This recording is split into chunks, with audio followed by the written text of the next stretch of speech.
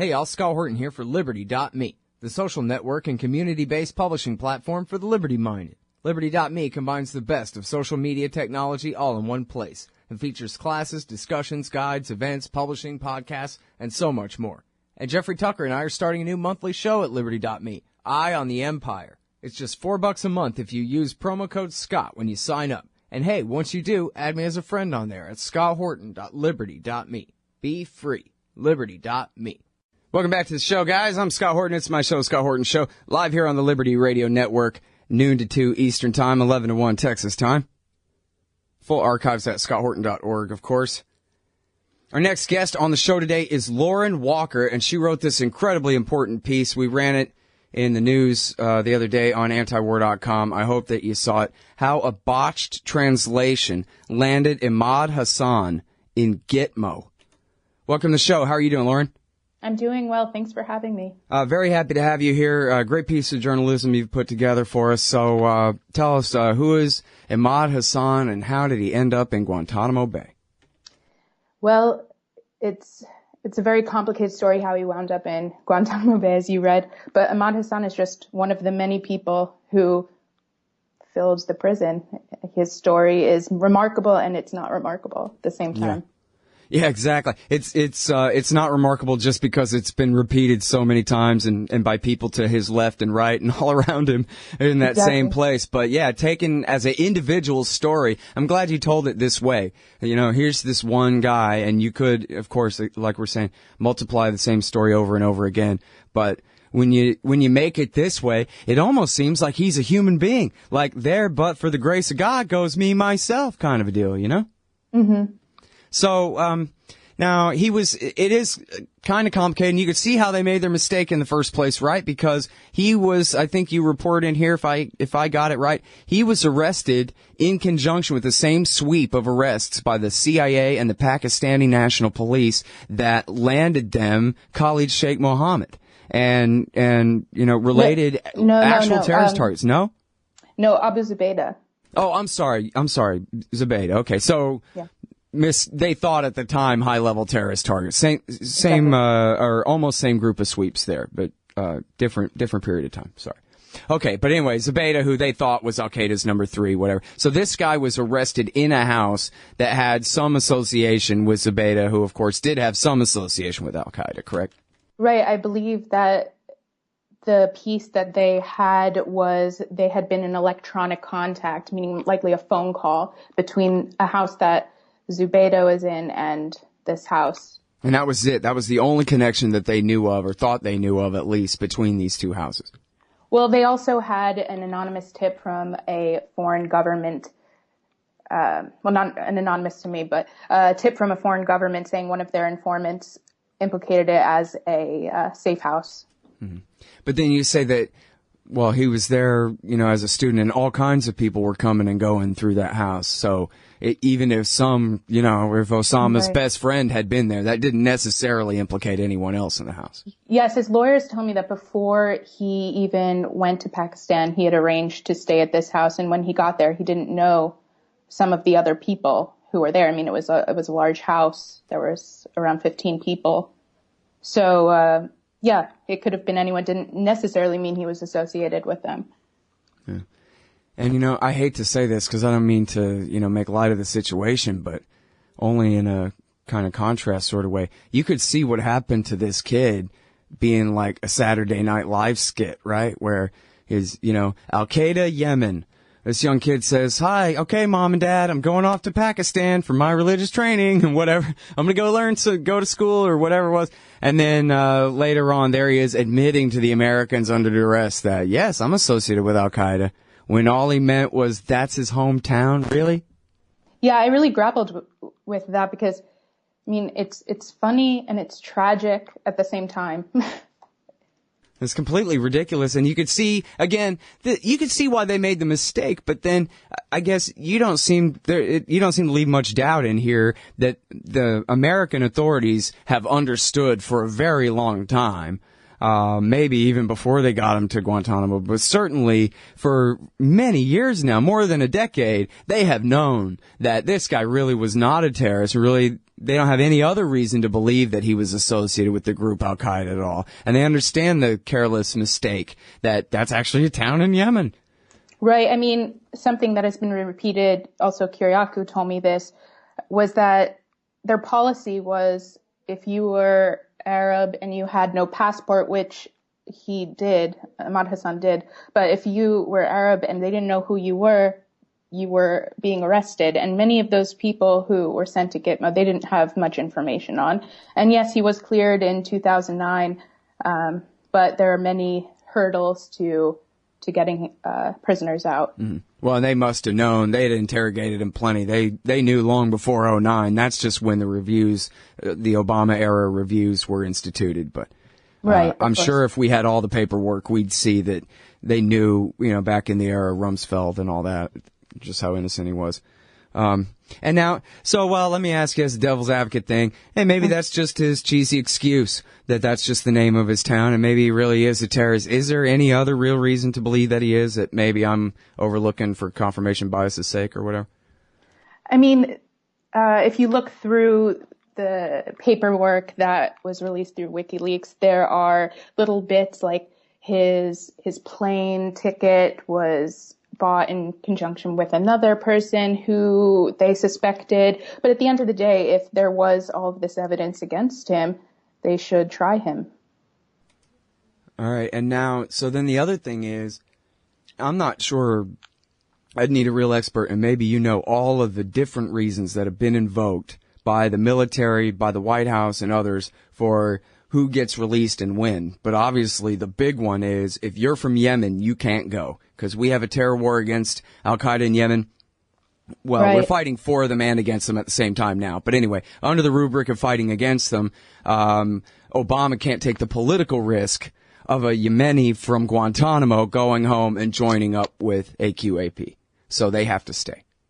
Right. There have been a few blocks on sending people from Yemen out. And then in terms of other reasons why one person leaves versus another, there's been very little transparency on that, but countries do come in and do interviews, and there is a whole long process for getting countries to agree to take detainees. So there are many factors, I think, that we're not even aware of as to why one leaves and one doesn't. I mean, his lawyers speculated that maybe his disciplinary infractions while he was at Gitmo contributed, such as leading hunger strikes or being part of a hunger strike, things like that. All right. And now, I'm sorry, because I probably implied that he's still there, but that is kind of the big news here is they did eventually let him go. They made a deal to send him to Oman. But right. How many more Yemenis are still there just because they're Yemenis? Do you know? I don't know the exact number, but it's a large chunk are from Yemen. Mm-hmm. And like Kiriakou, you're quoting Kiriakou, the CIA officer who was involved in that raid on Zubaydah, et cetera, saying that basically any quote-unquote Arab Afghan were to be considered Al-Qaeda and nabbed. That's it. If you're Arab, what the hell are you doing here? Mm-hmm.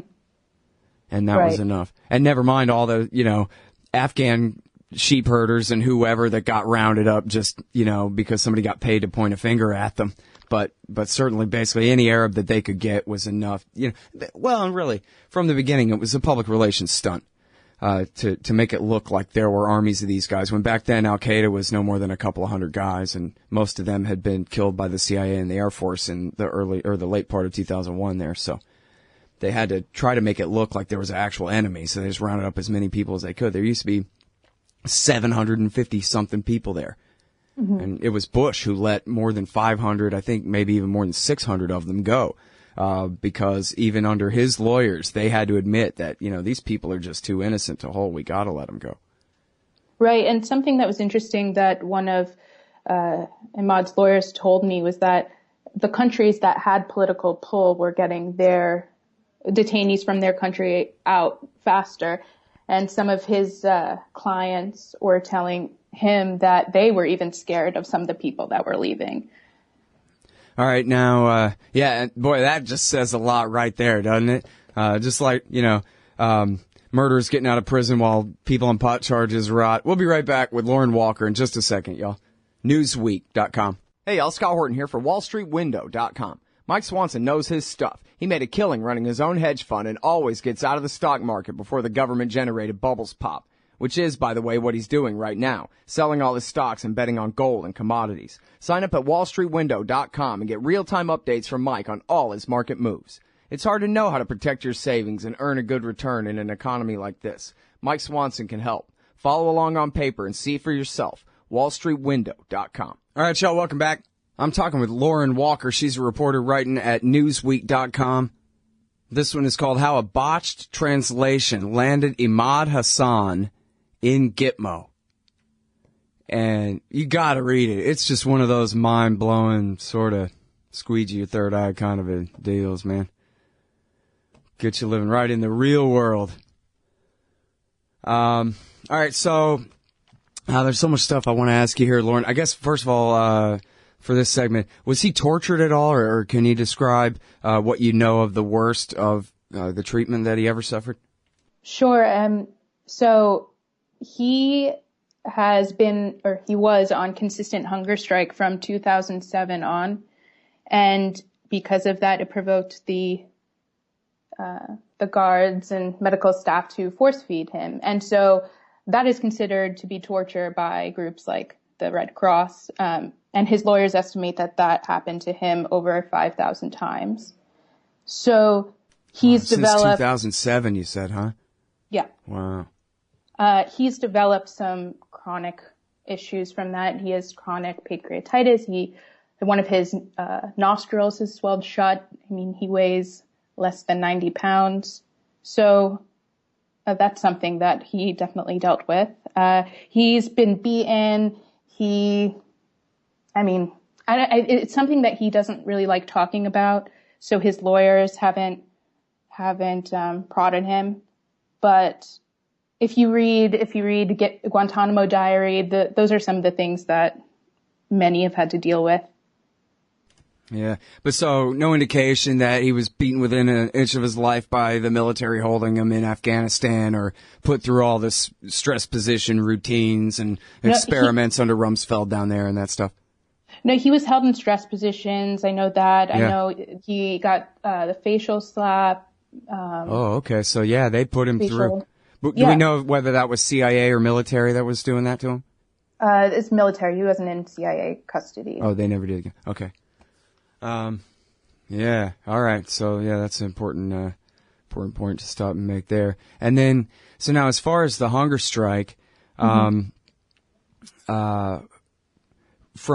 2007, it seems like, he would be in terrible shape. I mean, even if they're forcing Ensure down his throat, it seems like his health would be severely compromised. Do you have long-term effects from that or anything? Do you know? Yeah. So he has the chronic pancreatitis. Oh, I'm sorry. You did say the pancreatitis. Yeah.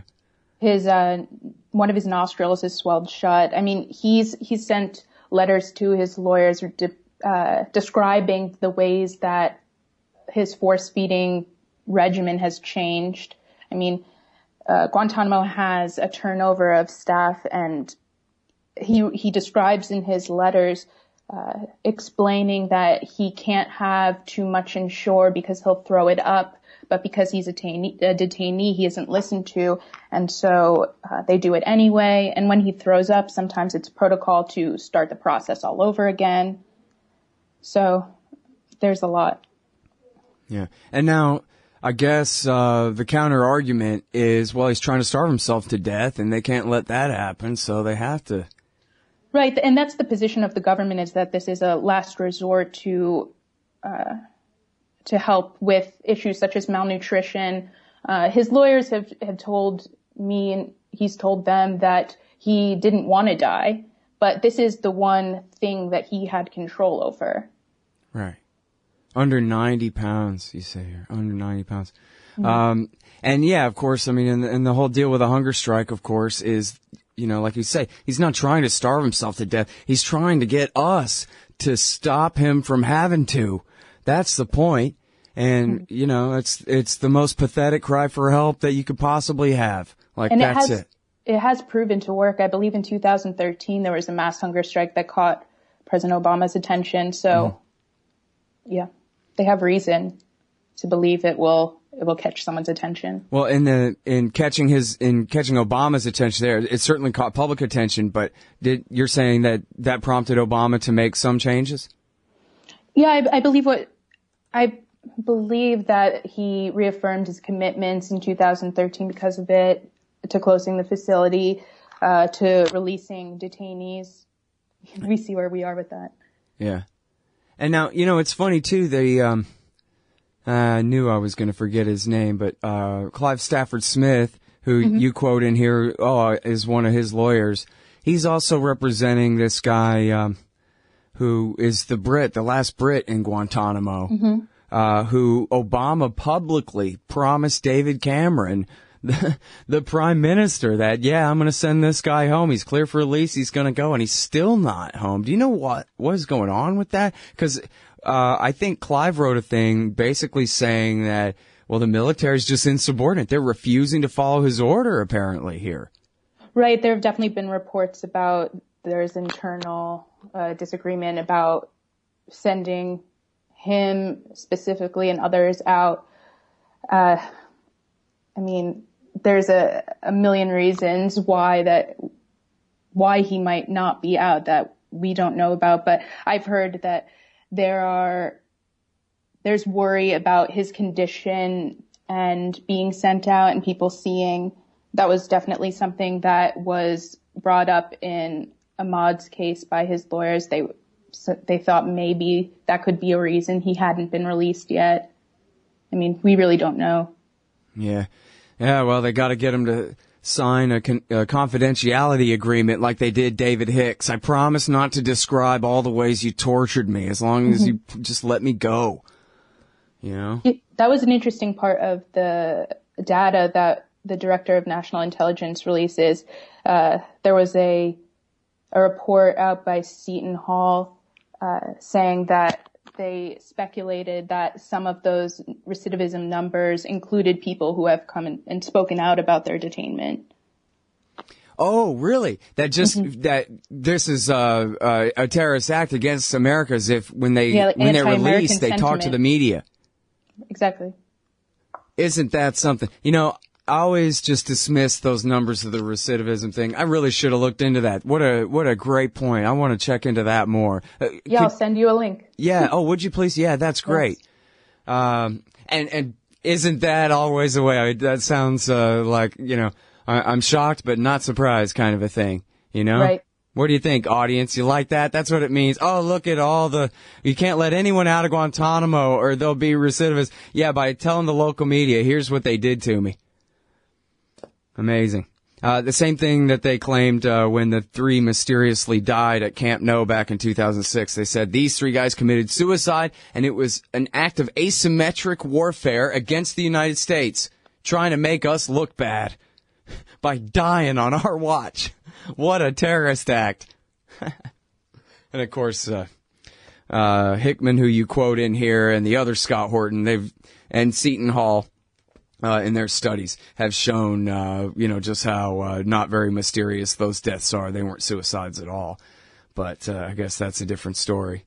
But an important one.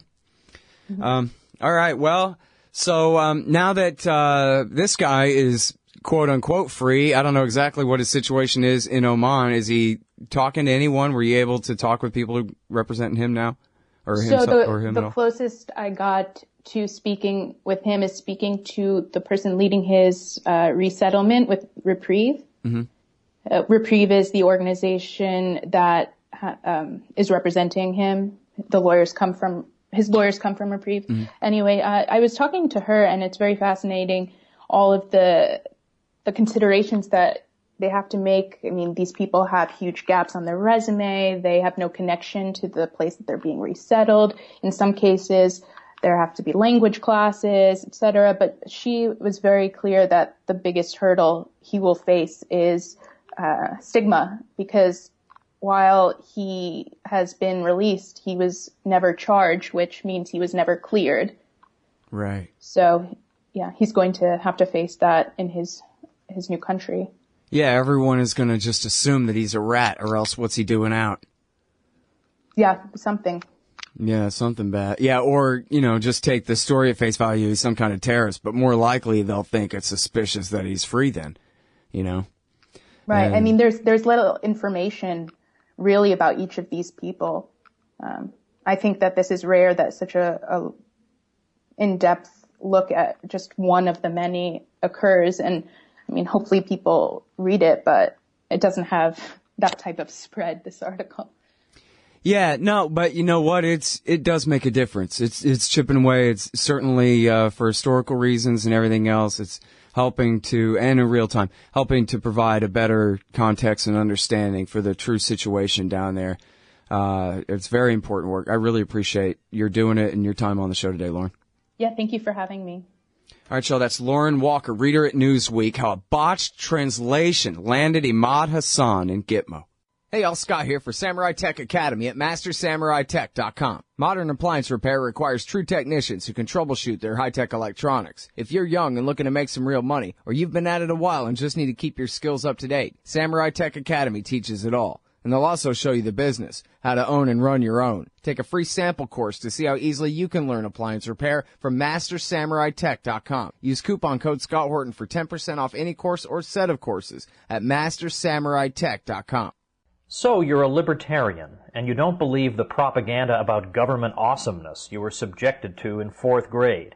You want real history and economics. Well, learn in your car from professors you can trust with Tom Woods' Liberty Classroom. And if you join through the Liberty Classroom link at scotthorton.org, we'll make a donation to support The Scott Horton Show. Liberty Classroom, the history and economics they didn't teach you. Hey, y'all, Scott Horton here to tell you about this great new ebook by longtime Future Freedom author Scott McPherson. Freedom and Security, the Second Amendment and the Right to Keep and Bear Arms. This is the definitive principled case in favor of gun rights and against gun control. America is exceptional. Here the people come first, and we refuse to allow the state a monopoly on firearms. Our liberty depends on it. Get Scott McPherson's Freedom and Security, the Second Amendment and the Right to Keep and Bear Arms on Kindle at Amazon.com today.